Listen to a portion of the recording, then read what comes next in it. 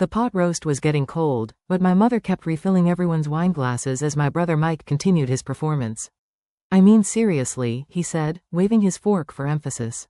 Who needs a smart device that tracks their pet's emotional state? It's the dumbest thing I've ever heard. My name is Sophie Chen, and at 29, I just sold my pet tech company, PoPrint, to Google for $4.2 billion. Not that anyone at this family dinner table knew that yet. It's not just emotional tracking, I said quietly, pushing my peas around my plate. The AI can predict health issues before they become serious, potentially saving pets' lives. Mike rolled his eyes. Right, because what the world really needs is more hypochondriac pet owners. Tell me, how many of these magical collars have you actually sold? I took a sip of water, thinking about the confidentiality agreement sitting in my laptop bag. The acquisition wouldn't be announced until market open tomorrow. But the numbers were staggering: 12 million units sold in the past year alone, with a waiting list twice that long. Sales are going well, I said simply. Going well, Mike snorted. Is that why you're still driving that beat-up Honda and living in that tiny apartment? Face it, Sophie, you should have stayed in investment banking like me. At least then you'd have something to show for all those genius grades you got in college. My father cleared his throat uncomfortably. Mike, maybe we should. No, Dad, someone needs to give her a reality check. Mike interrupted. She quit a six-figure job to play with circuit boards in her garage. It's embarrassing. The garage she was referring to was actually a state-of-the-art R&D facility where my team of 50 engineers had revolutionized veterinary care through artificial intelligence. But Mike had never bothered to visit, so he wouldn't know that. How's the merger going at your bank? I asked, changing the subject. Mike had been bragging for months about a deal he was leading. His face darkened slightly. It's proceeding. There are some complications with the numbers, but we'll sort it out. What he didn't know was that I knew exactly why his merger was struggling. My company's AI technology had caught the attention of every major tech giant. And during the acquisition talks, I'd gotten an inside look at various industry dynamics. Mike's bank was trying to merge with a failing institution, hiding bad assets through creative accounting. It would all come crashing down soon. I'm sure you will, I said, taking another bite of now cold pot roast. 3 years ago, when I first left banking to start PoPrint, Mike had been the loudest critic. Banking is real business, he'd said. This pet project of yours is just a waste of your education. What he never understood was that my banking experience was exactly what had prepared me to build PoPrint.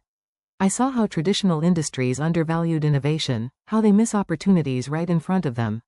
While Mike was pushing papers and inflating numbers, I was creating something real.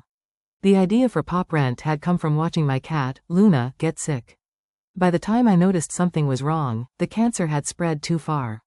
If only I'd known earlier, if only there had been some way to detect the changes in her behavior and health before it was too late.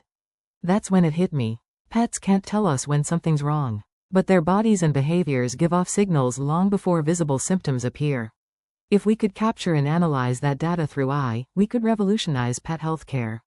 My mother's voice pulled me back to the present. Sophie, honey, maybe Mike has a point. You're not getting any younger, and that apartment of yours. I thought about the beach run house I just bought in Malibu, the one I'd move into after tomorrow's announcement. The real estate agent had been shocked when I paid cash. But that's what you can do when you've been quietly building a billion-dollar company. I like my apartment, Mom, I said. It's close to work. Mike laughed. Work? You mean your little pet project? Come on, Sophie, it's time to grow up. Even my junior analysts make more than you probably do with your toy company. If he only knew, his entire bank's market cap was less than what Google had just paid for my toy company.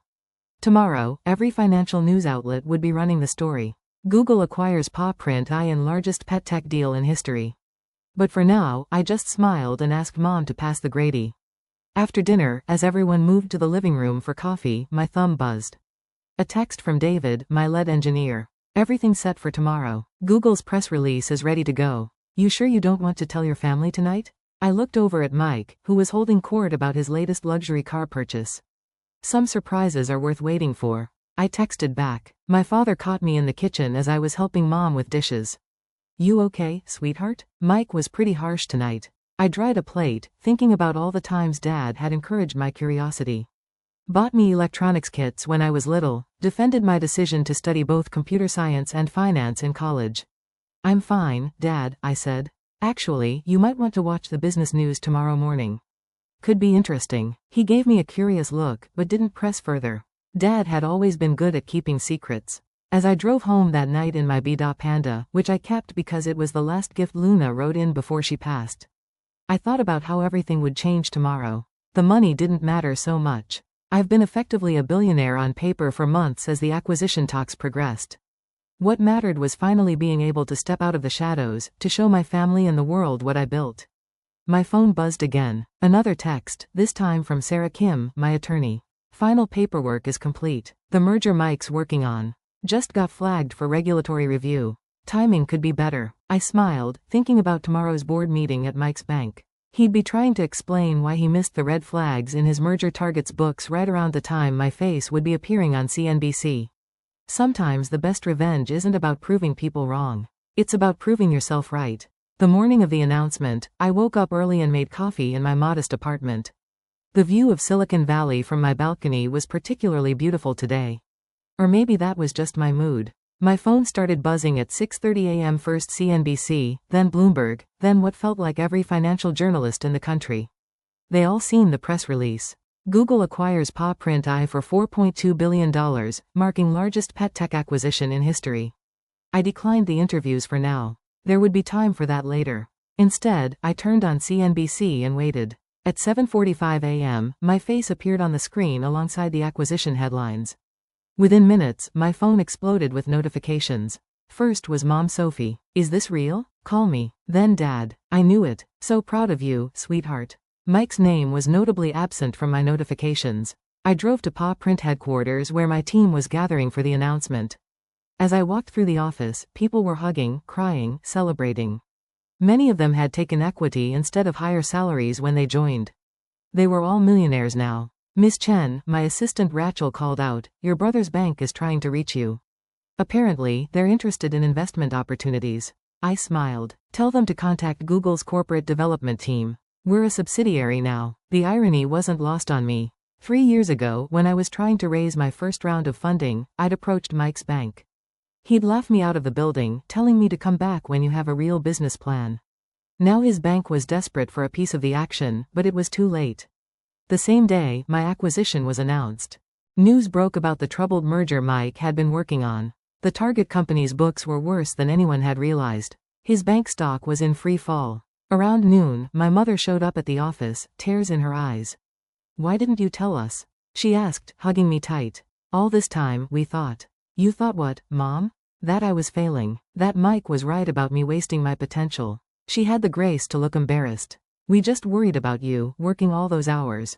Living so wisely when you could have had such a comfortable life in banking." I led her on a tour of the office, showing her the labs where we developed our eye technology.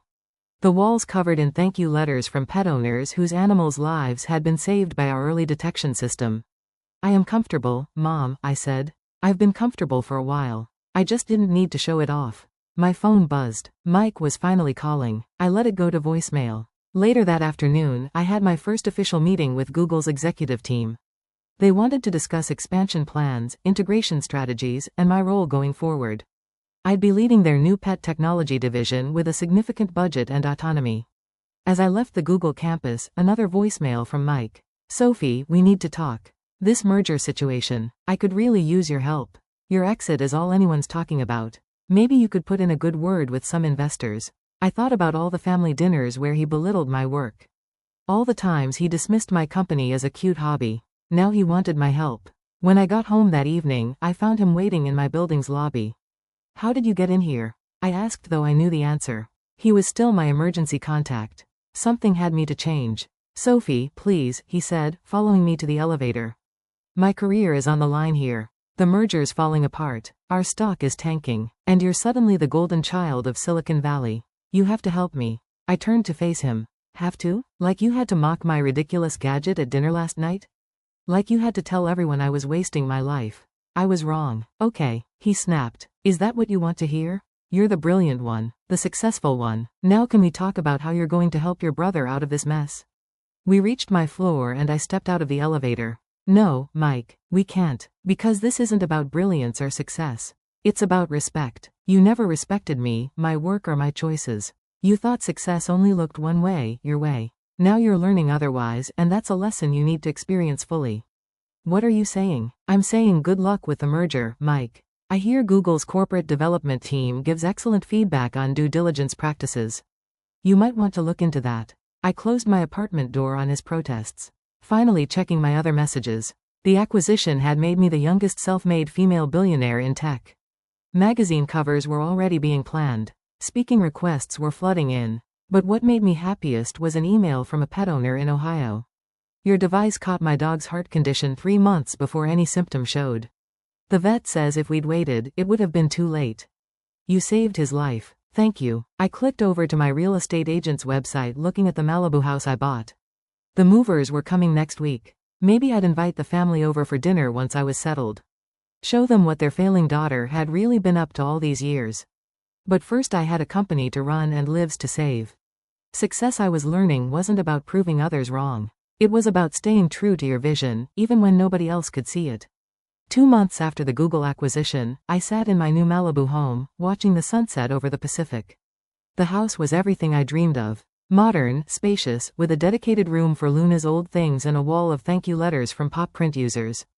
My phone buzzed, another text from Mike. The merger's officially dead. Board meeting tomorrow to discuss leadership changes. Please, Stuffy, I need your help.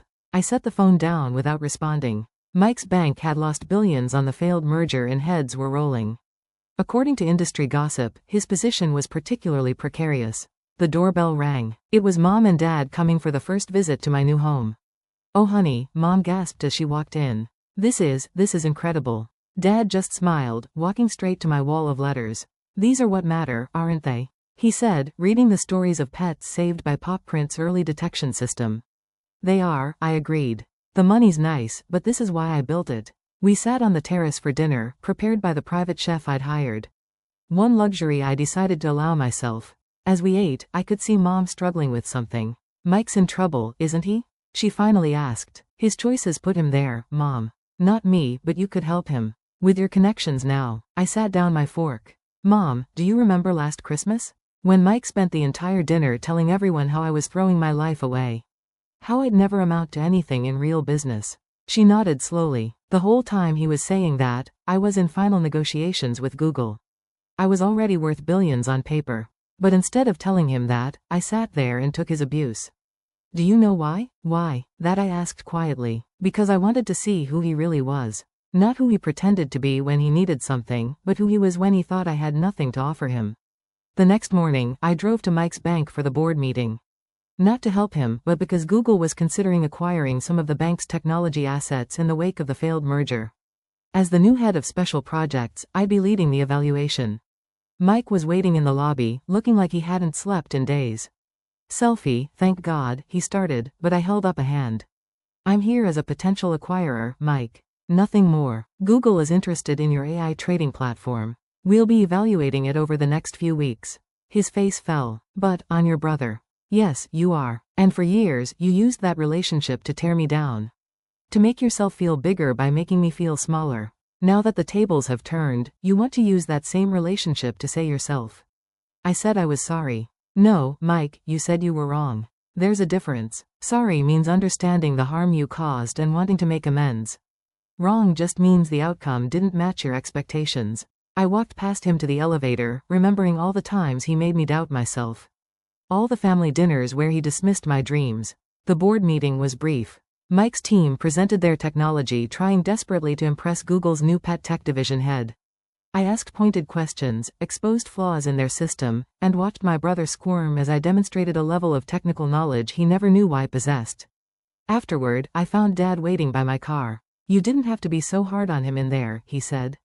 Yes, I did. Not for revenge, Dad. For his own good. Mike needs to learn that success isn't about putting others down or taking shortcuts.